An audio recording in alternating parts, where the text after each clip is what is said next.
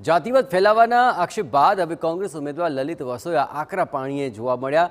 ભાજપ પર પ્રહાર કરતા લલિત વસોયાએ ભાજપ પર ગંભીર આક્ષેપો કર્યા કે જાતિવાદનું ઝેર ફેલાવવાના આક્ષેપ પર કોંગ્રેસે વળતો જવાબ આપ્યો અને ભાજપ સમાજ વચ્ચે ભાગલા પાડે છે તેવો વસોયાએ આરોપ લગાવ્યો। કોમ વચ્ચે ભાગલા પડાવી ભાજપ રાજનીતિ કરી રહ્યું છે। ગુજરાતની અંદર વર્ગ વિગ્રહ કરવાનું ભાજપનું ષડયંત્ર હોવાનું પણ તેમણે આરોપ લગાવ્યો। કોંગ્રેસ ઉપર આરોપ લગાવીને ક્ષત્રિય સમાજનો અવાજ દબાવવા માટેનો પ્રયત્ન કરે છે એ નિંદનીય છે।